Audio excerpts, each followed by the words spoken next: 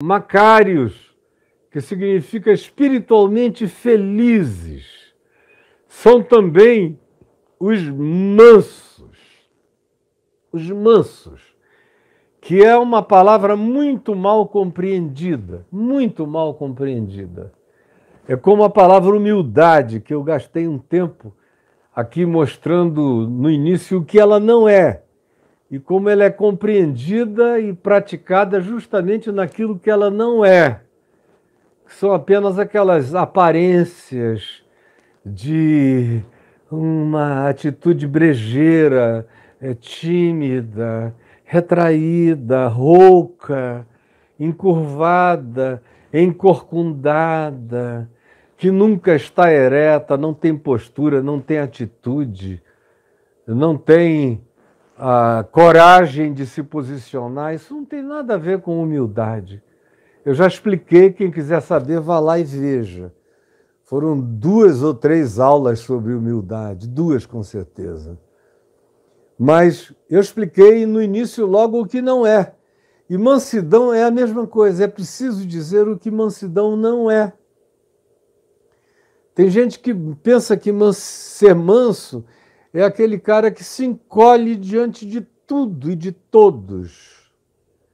É o que nunca levanta a voz. É o indivíduo que não tem nada a dizer porque ele não quer problemas com ninguém.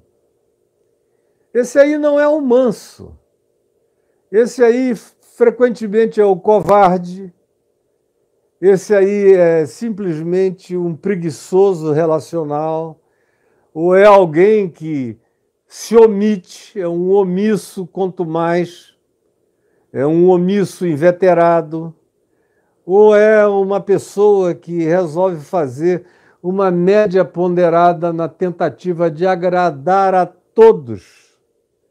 É como dizia o já falecido ex-governador Leonel Brizola, me falou uma vez que ele não confiava numa determinada pessoa e preferia uma outra, que era um pouco mais agressiva, e eu falei, por quê? E ele disse, é porque esse que é mais agressivo tem alça. A gente sabe quem ele é e onde a gente pega. O outro não, é liso, liso, liso. Dá a impressão sempre que está tudo bem, mas eu já vi que nem sempre está. E tem muita gente que adota essa postura. E nas igrejas, o manso, que antigamente era alguém venerado, hoje em dia é difícil você encontrar o manso verdadeiro na igreja. Você ainda encontra, nessa era da histrionidade, onde todo mundo grita, pula, roda, esbraveja, dança, vira peão, se joga no chão, tem ataque histérico, agride, prega mandando todo mundo ir a... Bem-vindo ao clube, seu filho da... Pregadores. Estão aí enchendo os templos de palavrão, de torpeza e de baixarias, como você não vê em nenhum programa de TV aberta, nem de madrugada. Você encontra nos púlpitos de muitas igrejas, especialmente essas pastoreadas por pastores mais jovens, chegam lá cobertos de tatuagem e com todo tipo de bracelete, braçadeira, e isso e aquilo, com postura de malandro, andando para lá e para cá, palavrões para todo lado. É isso que vai crescendo. Mas nos lugares onde existem alguns supostos mansos, ainda assim, a mansidão é praticada de maneira equivocada, hipócrita, externa, não tem nada a ver com o significado real de mansidão, que é um mandamento para todos nós, para quem quer ser feliz. Eu quero ser feliz. Eu sou feliz. Eu não deixarei de ser feliz nem um dia da minha vida, como eu não deixei, nem nos piores dias da minha vida. Eu já tive dias assombrosos, horrorosos, que com palavras não dá para descrever. Muitos dias. Como diz o livro de Eclesiastes, quando manda a gente se alegrar em todos os dias de luz, porque os dias de trevas serão muitos, infalivelmente. E a gente precisa atravessar esses dias escuros com toda a alegria ultra circunstancial que a gente só adquire na experiência com o Espírito de Cristo vivendo em nós. E, sobretudo, por causa da prática do Evangelho, da prática. Quando você vai praticando, você vai ganhando musculatura espiritual. Quando você vai aprendendo o que é ser humilde de espírito e vai praticando, isso vai se transformando numa musculatura no espírito, na mente. Isso vira sinapse neural, isso muda seus sentimentos, suas atitudes, muda seu comportamento, porque, antes de tudo, muda seu caráter. E mudam-se os paradigmas mentais. A mesma coisa é com a solidariedade. É um desenvolvimento, é um crescimento que vai te encher no final dessa alegria consolada, que não tem remédio que produza, que não tem calmante que realize, e não tem dinheiro em conta nenhuma que gere isso como alegria pacificada, sem ansiedade, resolvida e resoluta no seu coração. E agora vem os mansos, que não são os encolhidos, não são os acovardados, não são os amedrontados, não são os omissos, não são os que dizem, vou fingir que nem vi, não é nem comigo. Nada na vida é comigo. Até comigo eu vou fingir que não é. E vou andando. Não quero saber. Cada um que se resolva. Cada um que resolva seus próprios problemas. Pode ser minha mulher, pode ser meu marido, pode ser meu filho, pode ser meu pai, minha mãe, pode ser meu sobrinho. Já basta eu. Eu cuido de mim mesmo e olhe lá. Agora, não tenho condições de olhar para mais ninguém, para me envolver em nada, para diminuir as implicações de coisa alguma, para ser anteparo, para ser proteção, para ser arrimo, para ser um escudo, para ser um desvio daquilo que seria mal para quem eu conheço, é meu próximo, ou eu não conheço, mas é meu próximo, e eu posso evitar, ajudar, eu posso tirar isso da direção dele e livrá-lo de um agravo, mas eu não vou fazer, porque eu sou manso. Eu sou manso. E eu sou humilde de coração. Quem disse que era manso e humilde de coração, sendo de fato o único manso e o único humilde de coração, foi Jesus, aqui em Mateus, no capítulo 11. Aprendei de mim, porque eu sou manso e humilde de coração. Aprendei de mim, porque eu sou manso e humilde de coração. E é com ele que a gente aprendeu o significado de humildade, porque não é com um jogo de palavras, nem estudando o grego clássico, nem as outras expressões da literatura grega, filosófica ou de qualquer outra natureza, que eu vou saber o significado de humildade. Não é um estudo filológico, é um estudo da vida de Jesus. É em Jesus que eu aprendo o que é ser humilde de espírito. É com ele que é humilde e manso. É com Jesus que eu aprendo o que é ser manso.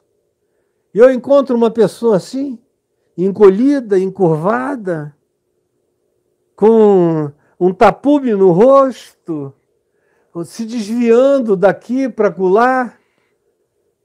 Quem é o manso dos mansos? Se eu sei que é Jesus, como é que eu vejo a mansidão de Jesus? É como omissão? É como desvio da realidade? É como evitamento de problemas, de dores, de demônios, de diabos, de aflições do próximo? Como é que eu vejo a mansidão de Jesus? Ouvindo dizer que tem um centurião ali, ele diz, não, então vamos nos desviar para cá, porque romano é perigoso. Como é que eu vejo a mansidão de Jesus? É fugindo de fariseus persecutórios? É indo a Jerusalém e não entrando na cidade, ficando escondido numa caverna? É não entrando no templo porque podia ser perigoso? Como é que eu vejo a mansidão de Jesus? É vendo a mercantilização feita no átrio do templo, as casas de câmbio, as vendas de sacrifícios, de ofertas marcadas para fins propostos. O indivíduo já comprava a oferta com o resultado da bênção prometida, uma barganha já carimbada com Deus. E ele faz o quê? Ele olha e diz, ai, que peninha, e vai embora? Como é que eu vejo a mansidão de Jesus? É dizendo, aí vem o príncipe deste mundo, vamos dar o fora daqui, saída pela direita? Como é que eu vejo a mansidão de Jesus? É dizendo, eu vou para Jerusalém, e se eu for lá, vão me matar, vão me prender, vão me torturar, vão me vilipendiar, e no fim vão me crucificar. Então, portanto, retiremo-nos daqui. Vamos aceitar o convite dos gregos, que chegou a ele lá em João 12, para se mudar para Edessa e viver vida longa sob a proteção real, para não ser bulinado, para não sofrer o bullying mortal dos fanáticos da religião judaica. É assim que a gente vê a mansidão de Jesus? Como é a mansidão de Jesus? Eu não aprendo mansidão com Paulo, não aprendo. Num certo sentido, eu já falei aqui, ninguém me entenda mal, meu pai, na minha experiência, se tornou um homem muito mais manso do que Paulo. Eu leio algumas coisas de Paulo em algumas cartas dele, que meu pai não teria coragem de escrever jamais. Papai iria dizer, isso aqui não é maduro. Meu irmão Paulo, não, isso aqui você vai se arrepender de ter dito isso. De dizer, vamos entregar a Satanás para a destruição da carne. Você só está zangado agora, desprezado, se sentindo rejeitado. Ore alguns dias em cima disso que você vai mudar de sentimento. Dificilmente ele iria ter uma arenga com um colega de ministério como Barnabé, tão intensa que cada um teve que ir para um lado. Com certeza eu sei o que meu pai faria, como é o que com ele eu tenho tentado fazer e aprendido a fazer e tentado praticar. Com clareza, com franqueza, com amizade sincera, sem tapumes, sem máscaras, com os mesmos olhos, falando sempre sem sincericídio, mas com sinceridade e sabedoria, e frequentemente dormindo uma noite, 2 noites, 3 noites, muitas noites em silêncio, em oração, mesmo nas maiores tristezas, para evitar aquilo que pode se tornar uma fratura desnecessária, ou que leve anos e anos e anos para ser curada, ou quem sabe, talvez jamais. Então eu não aprendo mansidão com Paulo, muito menos com Pedro. Aprender a mansidão de Pedro. Pedro foi aprender mansidão velho. O próprio João, que a gente leu o evangelho dele, tão cheio de amor, Deus amou o mundo, não tem um evangelho mais carregado de amor, mas também em nenhum outro evangelho sai da boca de Jesus denúncias tão fortes como vós sois do diabo, que é o vosso pai, e quereis satisfazer-lhe os desejos. Afirmações veementes, como a gente lê em João 6, João 7, João 8, João 9, são expressões fortes. Ou a gente lê a primeira epístola de João, Deus é amor, Deus é amor, Deus é amor, aquele que ama é de Deus, é nascido de Deus, conhece a Deus, porque Deus é amor. Agora, tanto o Evangelho de João, quanto as 3 epístolas universais, assim chamadas, que estão aqui no Novo Testamento, ele já as escreveu idoso. Porque vocês lembram do João jovem? O João jovem, juntamente com o irmão dele, Tiago, Jesus colocou neles o apelido de Boanerges, que significa filhos do trovão, filhos da tempestade, filhos da trovoada. O cara tinha tudo, menos mansidão. É João que pergunta a Jesus aqui em Lucas 10, com ódio dos samaritanos, zangado, transferindo para os samaritanos uma raiva e um dissabor e uma frustração que foi Jesus quem causou em João.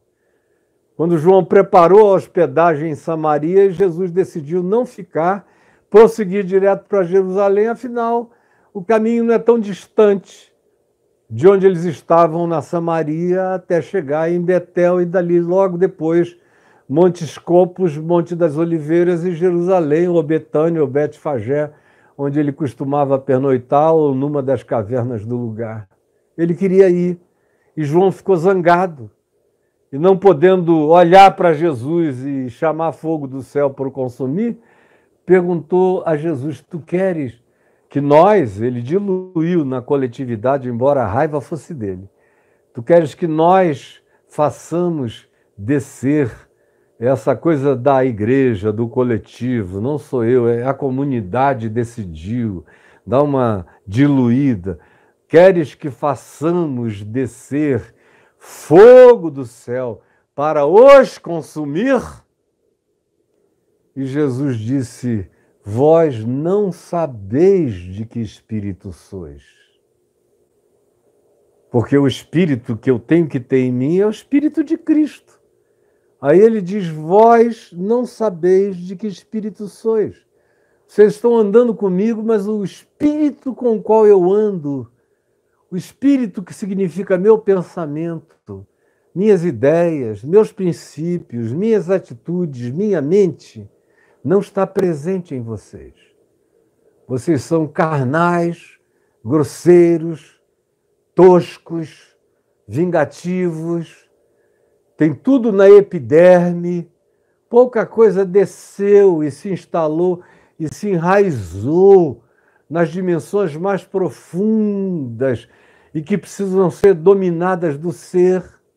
Vocês não sabem ainda qual é o espírito do Evangelho, embora vocês sejam os que andem comigo de dia e de noite, mas não entenderam nada ainda. Aí ele explica qual é o espírito dele, Jesus, e que deve ser o espírito a haver no coração dos discípulos. Ele disse, pois, após dizer, vós não sabeis de que espírito sois, ele diz, pois, ou porque o Filho do Homem não veio para destruir as vidas humanas, mas sim para salvá-las. Esse é o espírito da caminhada, esse é o espírito da jornada. Ninguém está aqui para desejar fogo do inferno, nem fogo dos céus, nem fogo de juízo sobre ninguém, porque eu não vim para isto. Eu vim para salvar, eu vim para estender a mão, eu vim para passar por cima, eu vim para fazer propiciação, eu vim para fazer cobertura, eu vim para cobrir com graça, eu vim para cobrir a todos, não só vocês, mas o mundo inteiro. E vocês não entenderam ainda. Pois bem, Quem está dizendo isso é aquele que disse: aprendei de mim, pois eu sou manso. Eu sou manso. Eu sou manso enfrentando o diabo. Eu sou manso expulsando os cambistas do templo. Eu sou manso encarando a horda de fariseus hipócritas e chamando-os de filhos do inferno, fabricantes de filhos do inferno, gente que parece que não quer se perder sozinha e vive fazendo catequeses do ódio sobre a alma das outras pessoas, para que elas se tornem piores do que eles mesmos. Ele é o manso que não foge de ninguém. Ele evita, em determinados momentos, circunstâncias desnecessárias, mas ele não entra em fuga e em evasão jamais. Você nunca vai ler e Jesus saiu correndo. Você lê Jesus olhando para eles, passou no meio de todos e se retirou, olhando na cara de cada um. Mas nunca em fuga, em evasão. No máximo, ele diz, quando alguém afirma: os judeus estão vindo, eles querem te prender. Ele diz: então vamos seguir para outro lugar. Nós temos muita coisa para fazer e ainda não é chegada a minha hora. Quando é chegada a hora dele, ele mesmo anda na direção da cruz, na direção do Calvário, na direção do Sinédrio, na direção dos juízes. Ele mesmo vai. Ele não precisa ser procurado. Ele mesmo se apresenta. Ele se entrega. Ele escolhe o dia e a hora. Ele é o manso que diz: a minha vida ninguém a tira de mim. Pelo contrário, eu espontaneamente a dou. Esse é o princípio da mansidão de Jesus. É uma mansidão carregada de coragem, de autodeterminação, de sinceridade, de sabedoria, de escolha dos melhores tempos, das melhores horas. Ele decide quando. Essa mansidão de Jesus é, antes de tudo, um poder de escolha. É, antes de tudo, um poder de prática livre da sabedoria.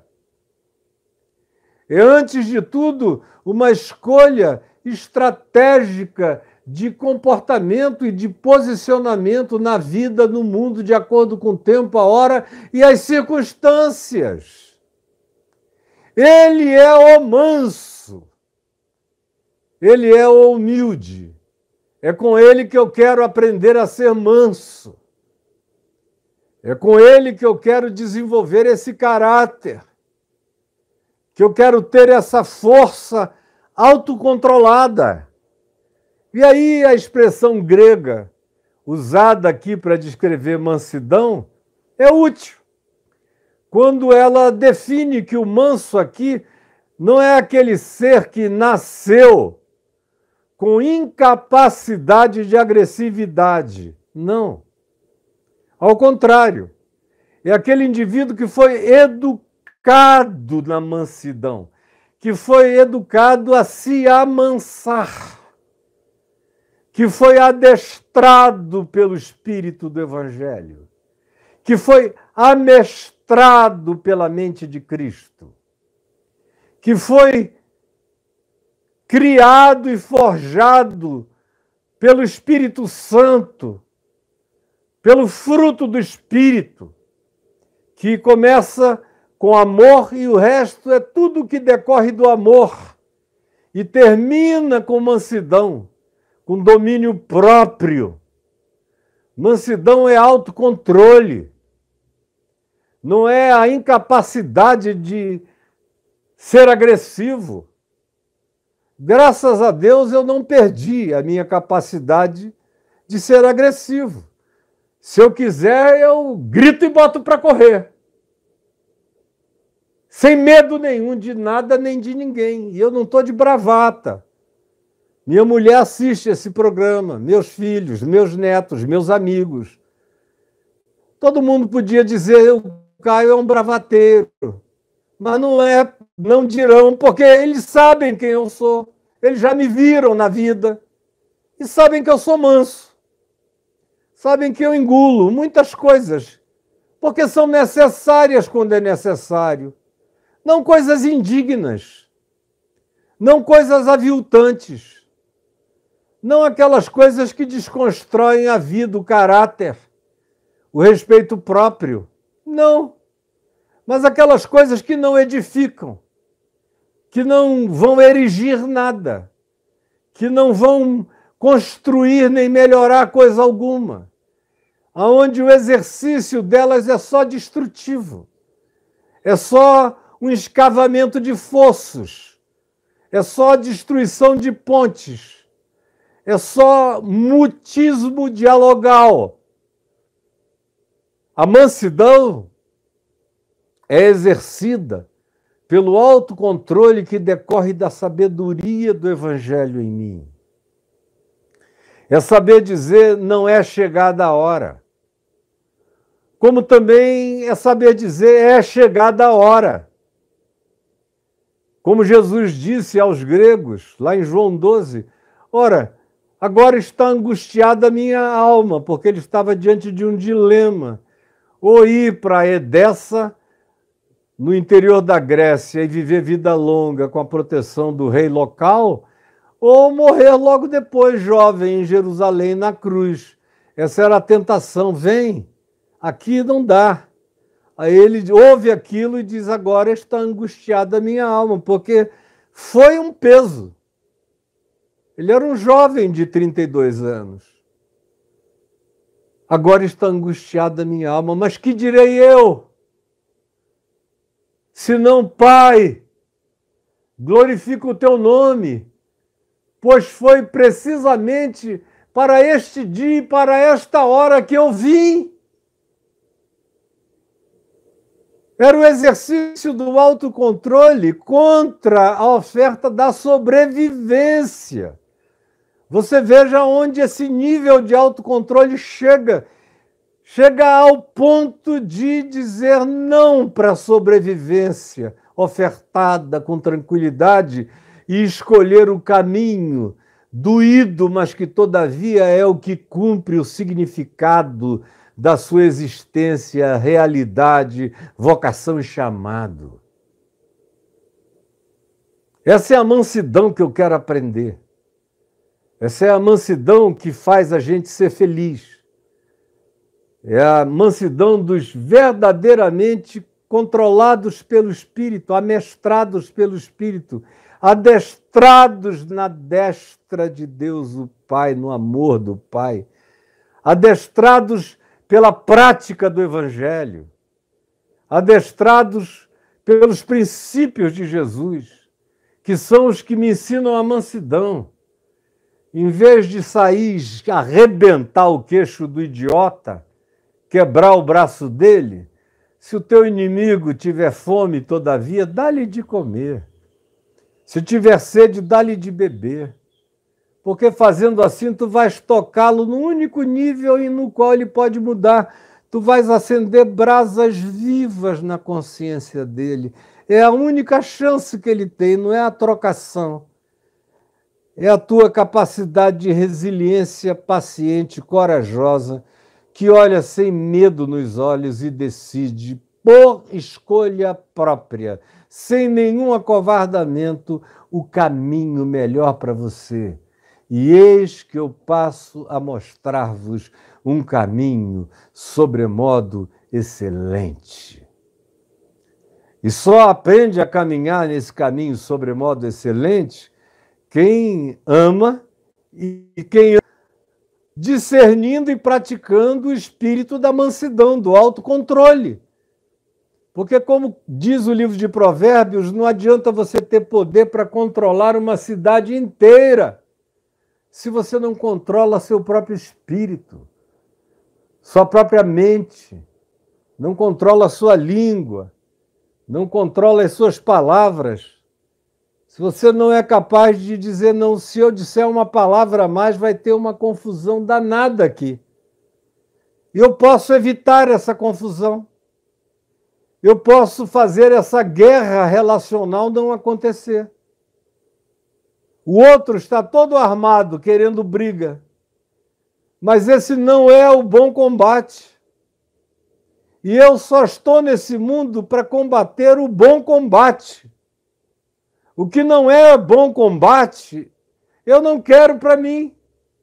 O que não é bom combate é proposta de guerra emulada por Satanás, ou pela carne, ou pela vaidade, ou pela arrogância, ou pelo machismo, ou pelo feminismo, ou por qualquer exacerbação de qualquer que seja a natureza que crie um desequilíbrio psíquico no indivíduo, que tem que ressaltar um Everest na vida dele, porque ele não consegue andar nas modulações das planuras mais equilibradas na existência.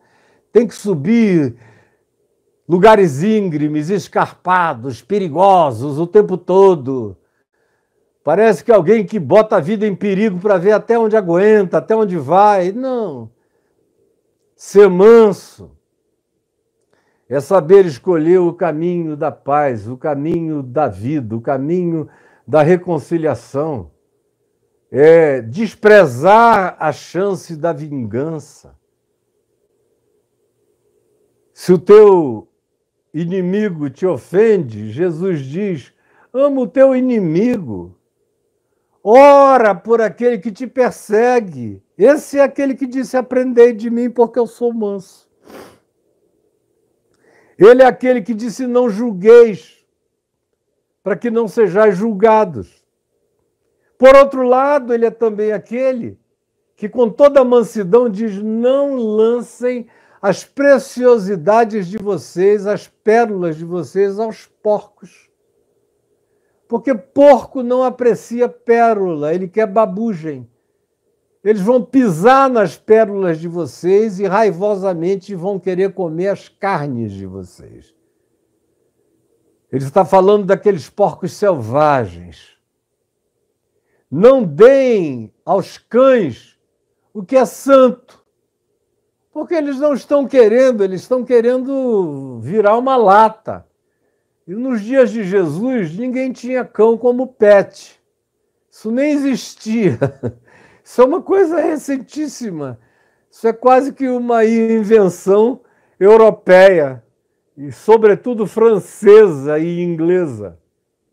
Porque durante milênios e milênios, os animais eram os animais, os domésticos viviam em volta da casa, mas foi da França, de Luís XV, Luís XIV para cá, é que os pets ganharam o status crescente que hoje eles têm em todo o ocidente da Terra. No Oriente, não. Mas no Ocidente, sim. Então, não se trata de que, naquele tempo, nos dias de Jesus, o pet comia ração. O cachorro comia o que sobrava, como diz o Evangelho. Os cachorrinhos debaixo da mesa comem das migalhas dos seus donos. Portanto, não deis aos cães o que é precioso. Eles comem aquilo que nos dias de Jesus fazia parte da cultura de todos, que era o que alimentava os cães. Eram as sobras das famílias. Quando o cão era domesticamente urbano, quando ele era selvagem, ele caçava. Então Jesus diz: saibam o que dar e o que não dar. Isso não é nenhum espírito de julgamento, isso é sabedoria, isto é discernimento, isso é o acautelamento do espírito, da alma, da mente.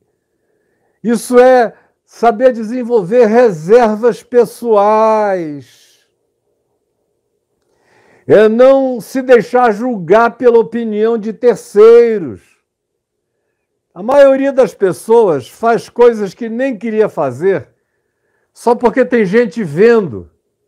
Toda hora eu ouço alguém dizendo: não, aí eu tive que fazer porque o que queriam pensar de mim, não é? Aí o que você ouve é que o cara foi e fez uma besteira louca. por causa do que iriam pensar dele. Aí ele faz algo pior do que o que dele pensariam. Porque não tem um pingo de autocontrole, de sabedoria, de discernimento. Não sabe respirar 10 vezes, 50 vezes, 100 vezes. Pedir licença, se retirar.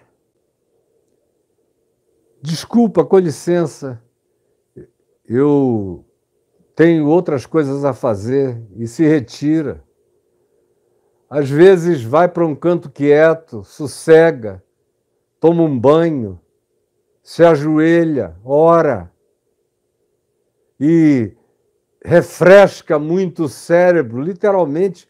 Respiração é um exercício básico para quem está aprendendo os caminhos da mansidão.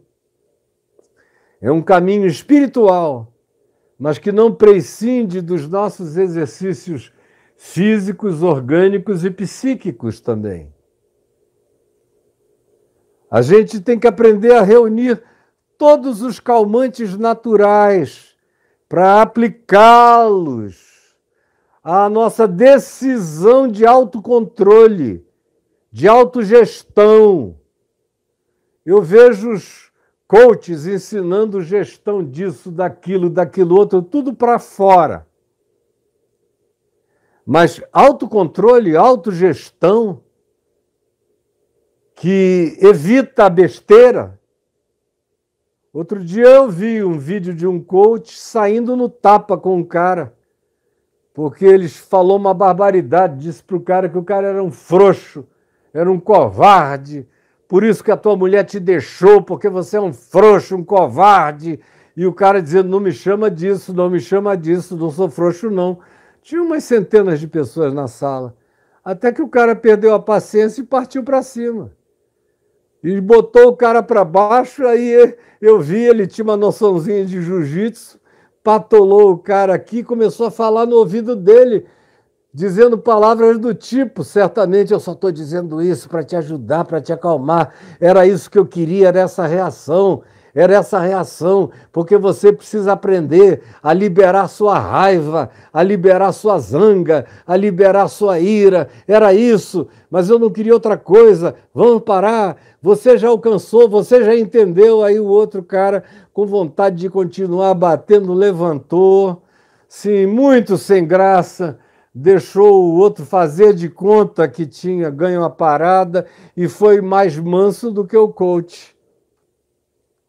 Porque tudo que não se ensina fora do Evangelho e do espírito da sabedoria é, de fato, o autocontrole e a mansidão. Não adianta você ganhar milhões ou bilhões ou saber fazer gestão de uma quantidade enorme de empresas, se você não consegue controlar suas emoções, seu coração, dentro de casa. Faz um mês ou dois a gente ouviu do líder de uma grande denominação pentecostal independente no Brasil, que a mulher dele veio a público pedindo divórcio, separação, não aguentava mais, porque faz 20 e tantos anos que ela sofre todo tipo de agressão. O cara chega lá, ele é só sorriso para a juventude dele, é só alegria, é só bênção, é só festivais. Mas chega em casa, era só palavrão, sua porca, sua burra, você não sabe de nada, sai daqui, você é vexaminosa, horrorosa. Quase que enfiava a mão, erguia o braço, zangado, com ódio, olhos chamejantes, mas lá atrás daquele púlpito, só delícias. Até que 20 e tantos anos depois a mulher disse, eu não aguento mais. Ele é o gestor desses jovens, desse grupo, dessa denominação, mas dentro de casa ele é o meu carrasco, é o meu verdugo. É o meu juiz iníquo. E depois a própria mãe dela, sogra do cara, gravou um vídeo e veio confirmar aquilo tudo. Aí ele pediu para se afastar, disse que precisava se tratar. 20 e tantos anos depois ele descobre que precisa se tratar. Quando Paulo diz a Timóteo, na primeira epístola, no capítulo 3, que uma das qualificações do bispo, do pastor, do líder, é que ele seja manso. Seja manso e saiba governar sua casa com mansidão, com brandura, com sabedoria, com admoestação na palavra e com bom senso. Do contrário, fecha a conta, vai se tratar, vai fazer qualquer outra coisa, mas você não tem que estar lá nem aí. E nem aí, se você é um desses que estão me ouvindo agora, sem nenhum espírito de mansidão. Aí vem Jesus e diz: felizes são os que se autocontrolam, são os que se deixam adestrar, amestrar, ensinar, para aprender. Você veja, a mansidão tem que ser humilde de coração. Essas coisas todas vão se encadeando. O humilde de coração é o ensinável. Ninguém aprende mansidão se não for ensinável. Se não tiver a capacidade de ensinabilidade presente no coração, de absorção ensinável. E uma vez que essa humildade, essa capacidade de aprendizagem constante e crescente do Evangelho toma conta de você, você se torna um ser humano mais humano, você se solidariza, você se importa com os outros. Você se coloca no lugar do outro. Se você se coloca no lugar do outro, você já deu um passo também para aprender esse lugar de mansidão. Porque muitas vezes a mansidão tem que ser exercida justamente com você se colocando no lugar do outro. O outro está me dizendo barbaridades. Que se eu for tomar no orgulho, na base da raiva, da zanga, da demonstração de força, da musculatura psicológica ou orgânica, ou de qualquer natureza que você queira, eu vou partir para a agressão. Mas se eu já vier dessa jornada onde eu estou aprendendo o caminho da ensinabilidade, da humildade, o caminho da solidariedade, quando eu encontro o estúpido, eu não olho e não ouço só a estupidez imediata, a fala estúpida imediata. A gente vai aprendendo a dizer: meu Deus, quem é esse cara? Aí, se você não o conhece, você presta atenção um pouco. Ou, no máximo, você diz: por que você está me dizendo isso? E ouve. Ouve. Às vezes, se você conseguir ouvir 30 segundos, 1 minuto, você entende as não razões dele, mas que para ele são as únicas razões que ele tem, porque a cabecinha dele é um negocinho mínimo, mínimo, mínimo, mínimo, mínimo. É um fragmento, é um cérebrozinho de nada, é um coitadinho. E aí você olha e diz: meu Deus, o que eu vou fazer? Ficar aqui nessa trocação é covardia. Aí você se coloca no lugar. Frequentemente, cada vez mais, quando os anos foram passando. No passado, quando eu me converti, eu tomei uma decisão. Podem fazer o que quiserem contra mim, que eu não vou responder. E eu vivi quase 30 anos assim. Aí depois de 98, 99, eu fiquei tomado de um sentimento de muita raiva por tanta injustiça perversa vindo sobre mim aos milhares, aos milhões. Mas ainda assim eu tentei me controlando. Eu falei: senão eu surto do surto deles. E eu não estou aqui para ficar doente da doença deles. Me ajuda, Senhor. E aí foi quando eu conheci a minha mulher. Ela me ajudou muito também. Não entra porque estão querendo isso de você, não dá isso para eles. Eu fui recebendo aquilo que eu sabia em mim mesmo, que eu aprendi no Evangelho, eu aprendi com os meus pais, na prática do Evangelho, especialmente na vida do meu pai, que foi o homem mais manso que pessoalmente eu já conheci, e era forte na mansidão dele. E agora eu estava desaprendendo pela raiva. E aí chega a minha mulher e diz, é isso que eles estão querendo de ti, não dá isso para eles, não dá. Você nunca deu, você é outra pessoa. Não deixe que eles tirem você do curso do seu caminho. E no primeiro ano, no segundo ano, quantas vezes ela repetiu isso a mim? Eu ouvi, às vezes, barbaridades. Fui uma vez agredido por um cara na Praça da Paz, lá em Ipanema, quando o meu reflexo de jiu-jitsu já foi pegando o cara e virei logo ele. Assim que ele foi se ajoelhando, aí eu fui caindo em mim. Ela, meu amor, não dá isso a ele. Não, meu amor.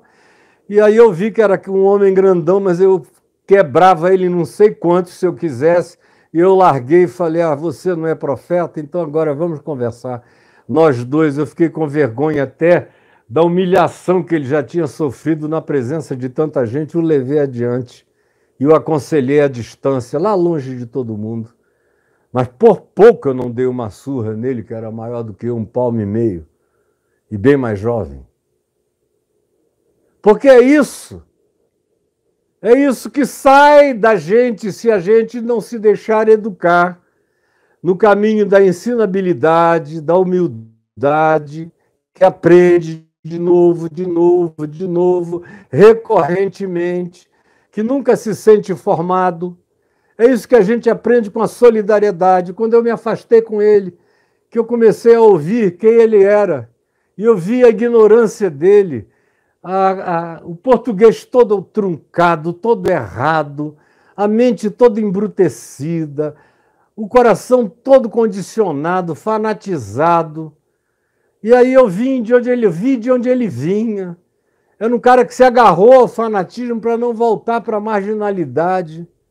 Como eu já conheci milhares que se tornam fanáticos, porque se eles não se agarrarem ao fanatismo, eles não têm mais segurança. Então eles pensam que ou é ser fanático ou é voltar para a marginalidade. Então, como não querem voltar para a marginalidade, agarram-se à agressividade do fanatismo e saem ofendendo pessoas. Aí, quando você olha melhor para elas, você tem compaixão. Você chora com a incapacidade delas de serem sensíveis, de serem humanas, de serem sutis, de serem sensatas. Mas isso é um caminho, é uma progressão, é um amestramento. Você vai virando um ser doméstico na casa de Deus, nas moradas de Deus. Você vai virando da família de Deus. Você vai se tornando um filho parecido com seu pai.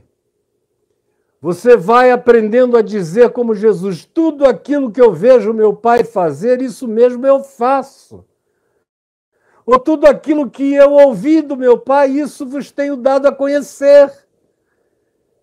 É só quando essa transfusão de ser, de espírito, de mente, de caráter, vai ganhando fluidez, é que a mansidão, o autocontrole, a mente de Cristo, as emoções, os sentimentos de Jesus vão tomando corpo em você. E você vai se tornando mestre da sua carne. Você vai dando ordens à sua alma. Você diz, o que está vendo contigo, minha alma? Você começa a encarnar o Salmo 42. Por que tu estás aflita? Por que tu estás com raiva, minha alma? Por que tu estás com vontade de quebrar a cara desse desgraçado? Para com isso. O desgraçado serás tu. Tu não estás vendo que qualquer coisa que tu faças vai te tornar pior do que aquele que te provoca? E é algo que você vai ter que aprender recorrentemente, diariamente, todos os dias da sua vida. Nunca se chega ao ponto de se poder dizer: ah, isso aí ficou há muito tempo para trás na minha vida. Não. Nunca ficou nem ficará. Você tem que praticar, praticar, renovar a prática e se regozijar na herança dessa prática. Porque essa prática tem um galardão, tem uma herança. A herança está dita aqui por Jesus, qual é? Bem-aventurados os autocontrolados, os que têm domínio próprio, os que colocaram a sua agressividade sob as rédeas da mente de Cristo, do Espírito de Cristo, do ensino do Evangelho, da prática do Evangelho, dos exercícios de paciência do Evangelho. Feliz espiritualmente é esse, rico é esse, próspero é esse, bendito seja esse. Esse é o Macários, é o espiritualmente feliz. E Jesus diz qual é a recompensa, porque esses herdam a terra, herdarão no futuro e herdam agora. Porque é aquilo que eu aprendi com meu pai. E vocês desculpem, eu menciono muito meu pai, porque ele é o melhor exemplo humano que eu já tive, contemporâneo de alguém que viveu, obedeceu o Evangelho de uma maneira absolutamente linda. A minha mãe dizia dele o seguinte: o teu pai é engraçado, chega todo mundo com uma caixa de pedras, cada uma mais bonita do que a outra. Aí eu boto no meio da mesa, na família. Aí estão todos os irmãos dele, as irmãs, os parentes, todo mundo. E eu vejo ele ser assim desde que ele era novinho, desde que a gente namorava. Antes mesmo de ele se converter, ele já era assim. Ele não era um homem manso, mas era assim, desse jeito que eu vou falar. Ele deixava todo mundo pegar o que quisesse antes dele. Todo mundo. Veio alguém, pegou essa aqui que é maior, esse disse: ah, essa aqui tem um tom que eu adoro. Aí vem outro: ah, eu adoro preto, liso, desse jeito. Aí vem outro: não, eu quero essa aqui porque é transparente. Aí vão tirando tudo, tudo. No fim ficou nada. Ela disse: no final ficou essa pedrinha aqui. Aí não tinha, ele olhou, deixaram essa aqui lá, ninguém mais quis. Aí ele pega aquela ali que ninguém quis e ele olha e diz: bom, essa foi a que sobrou, vamos fazer o melhor do que restou.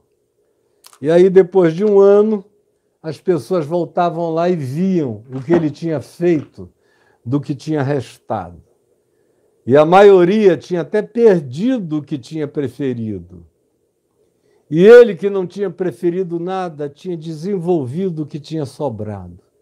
E o que tinha sobrado tinha se tornado numa coisa completamente linda, que todo mundo dizia: como é que você conseguiu fazer isso, Caio? Eu aprendi com ele, não quero esquecer nunca mais. Eu também nunca me meti na vida a querer ganhar nada. Eu não entro em concurso. Eu nunca ofereci meu nome para concorrer a uma candidatura a nada. Nada. Até quando eu fui eleito presidente da Associação Evangélica Brasileira, eu estava longe, fora do auditório, dando uma entrevista, quando eu soube que eu tinha sido unanimemente aclamado, sem votação, por toda a Assembleia lá dentro, mas eu mesmo não botei meu nome, nem botaria. Nem tinha certeza se era isso que eu queria. Na realidade, nem era isso que eu queria. Eu acabei fazendo um sacrifício. Em qualquer outra situação, eu nunca saí, a não ser em relação ao sexo oposto, que eu sempre fui na direção de quem eu queria. Agora, não sendo assim, qualquer outra coisa na vida, eu sempre esperei. Ah, tem gente que gostou mais daquele terreno. Vai lá e pega. Para mim sobrou uma pirambeira, daqui a 10 anos volte. Os terrenos maravilhosos dos outros ficaram lá, flat, sem nada. A minha pirambeira ficou linda, um jardim regado. Porque é isso que a gente aprende também com a mansidão. É saber que habita na mansidão um poder de herança. Há uma criatividade na mansidão que transforma tudo. Faz com que aquilo que ninguém quis na sua mão se transforme naquilo que todos vão dizer, uau!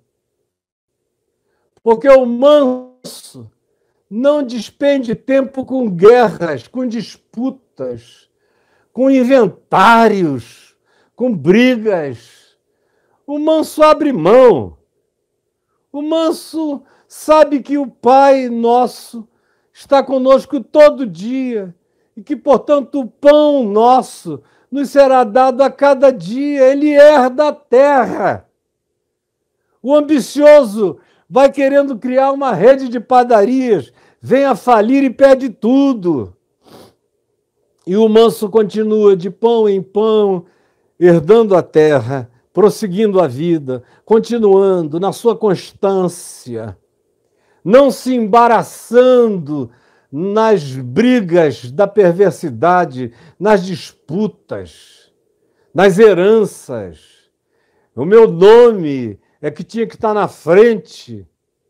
Eu vi meu pai, por exemplo, jejuar dias e dias e dias e dias, meses, até Deus falar com ele que ele deveria voltar para Manaus, saindo do Rio de Janeiro, retornando para Manaus.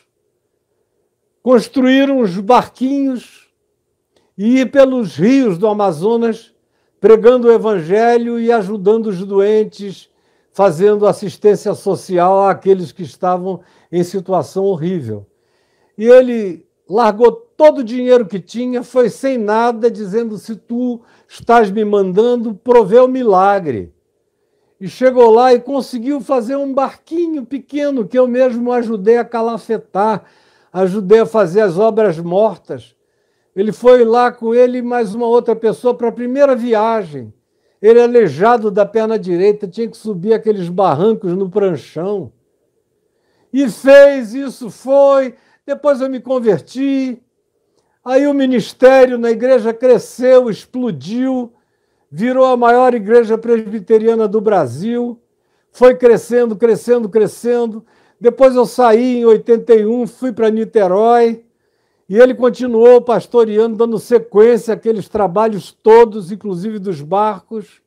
Eu ajudava de longe, com os meus amigos internacionais que começaram a ir visitar e a fazer doações para que barcos grandes fossem comprados, barcos já montados para serem hospitais que levassem dezenas de pessoas.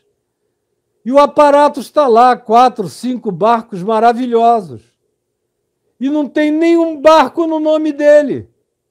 Uma vez eu cheguei lá, tinha um barco escrito enorme, o nome de um dos pastores, que é inclusive meu filho na fé, se converteu comigo e com meu pai, e que se tornou auxiliar.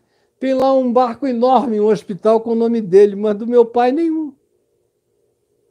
Porque ele nunca iria dizer nada. Como sugeriram a essa pessoa, que quem sabe podiam botar o nome do barco nele, e meu pai já estava aposentado, ele não teve aquela atitude de dizer, não, isso aqui tudo foi feito por ele, eu só estou dando continuidade. Ele plantou, eu estou regando, e o crescimento vem de Deus. Mas não, ao invés de aproveitar aquela oportunidade de honrar a quem deveria ser honrado, ele tomou a honra para si mesmo. Isso não promove herança. A herança do manso vem pela prática da mansidão. Não é por autopropaganda, por autodivulgação. Às vezes as pessoas enxergam, outras vezes elas têm tanta certeza que você é o pai daquilo, é o promotor daquilo, fez aquilo, que até por raiva, inveja ou disputa, eles querem te abafar, te anular, botar o nome de qualquer um menos o teu, não tem problema. Você está trabalhando para Deus, você está servindo a Jesus, ao reino. Você aprendeu a ser humilde de espírito, ensinável. Você está aprendendo mais uma lição e crescendo nela, e quebrantando o seu coração, e desenvolvendo solidariedade, e compreendendo a limitação dos outros. Todo mundo é tão limitado. Mas para você chegar nesse lugar de mansidão, você tem que ter tido essas compreensões, esses pré-entendimentos, e tem que também entender a própria realidade pueril do outro. Porque se você entrar nessa comparação, quem vira pó é você. Quem perde a grandeza da mansidão é você. E eu não quero nem me referir a Moisés, porque no Velho Testamento se diz que Moisés, pelo menos nos dias em que a Torá foi escrita, era o varão mais manso que havia sobre a face da terra. E vocês já viram como Moisés era manso, né? De vez em quando ele perdia as estribeiras, e a mansidão dele é porque provavelmente ele era um homem tão mais agressivo que aquilo que ele se tornou tenha sido já um ganho extraordinário, numa época em que matar era uma coisa que acontecia com alguma naturalidade, dependendo da justificativa.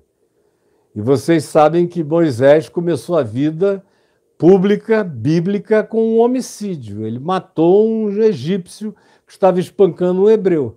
Então vocês vejam a mansidão de Moisés.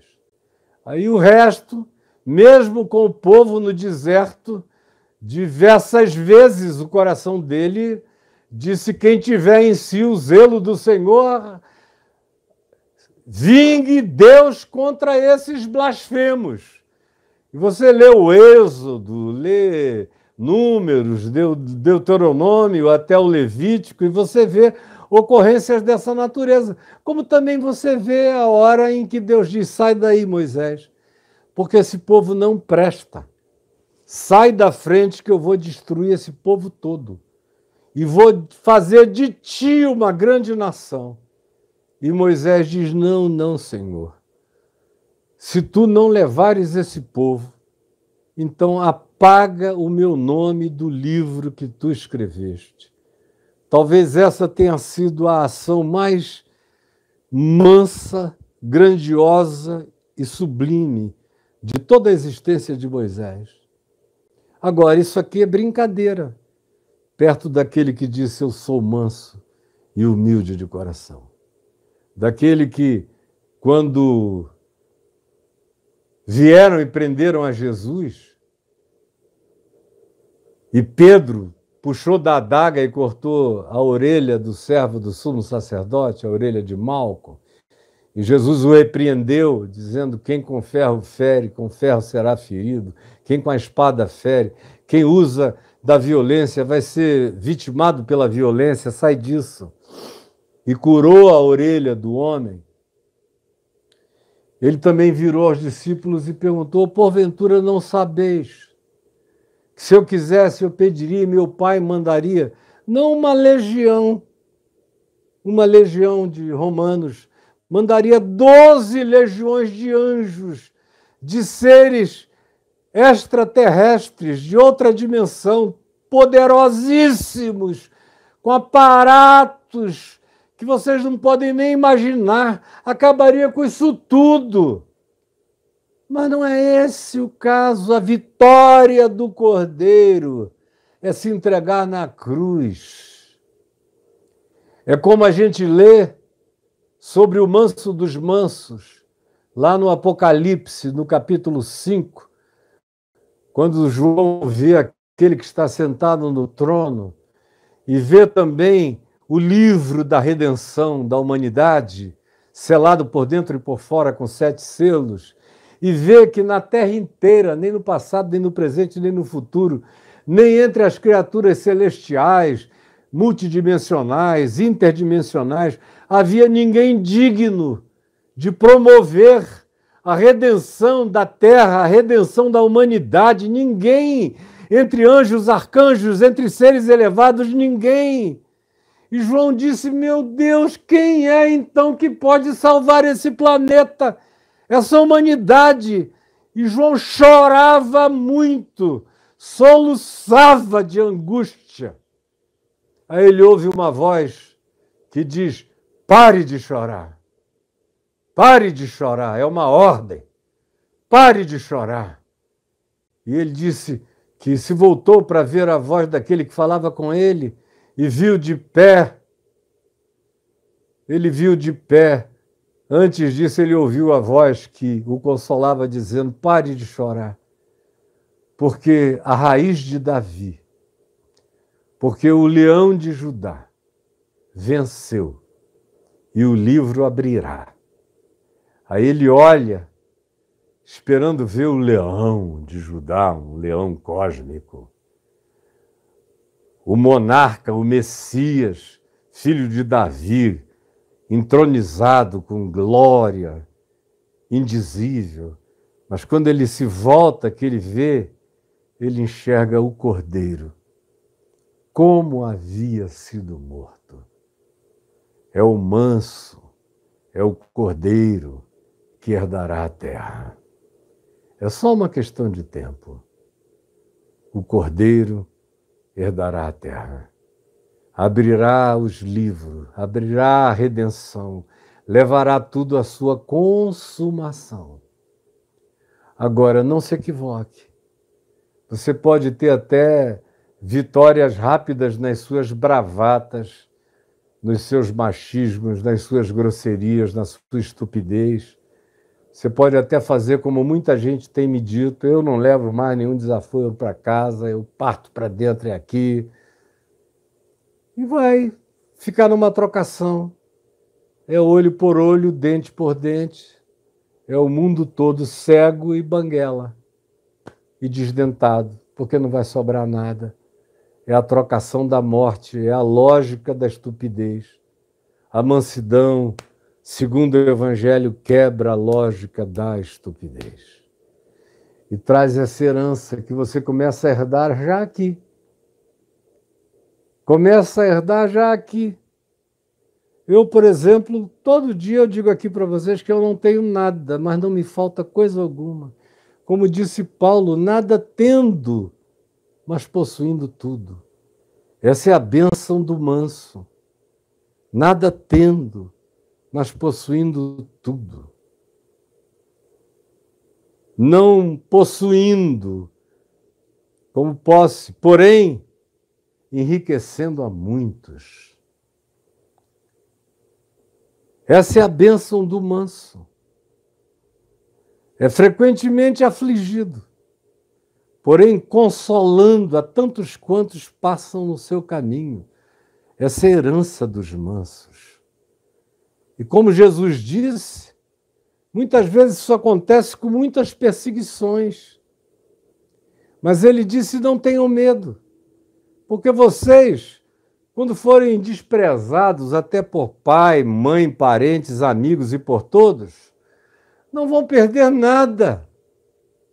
Vocês vão ganhar muitos pais, muitas mães, muitos irmãos, muitas fazendas, muitos bens, embora nada seja de vocês. Isso tudo ainda com perseguição. Mas mesmo não tendo nada, vocês vão usufruir de tudo, porque vocês amam e andam na ensinabilidade, na humildade do reino dos céus, na solidariedade que traz consolação bendita para o coração, e na mansidão, que é instrumento de força dos que combatem o bom combate e herdam aquilo que não se pode perder, aquilo que é a herança que ninguém toma de nós, é alcançada pela atitude de mansidão. Jesus, eu peço que essas palavras não ensaiadas, não premeditadas, só sopradas da minha alma, conforme em mim elas existem, nos meus pensamentos, nos meus sentimentos, nas minhas emoções e nas minhas atitudes e decisões.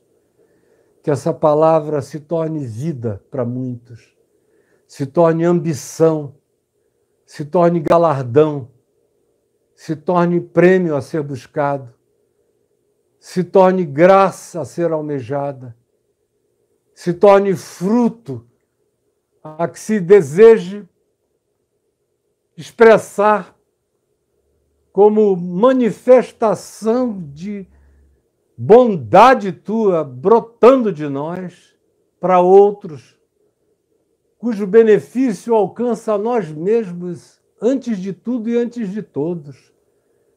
Ajuda-nos a entender que isso aqui não nos arranca nada, não nos priva de nada.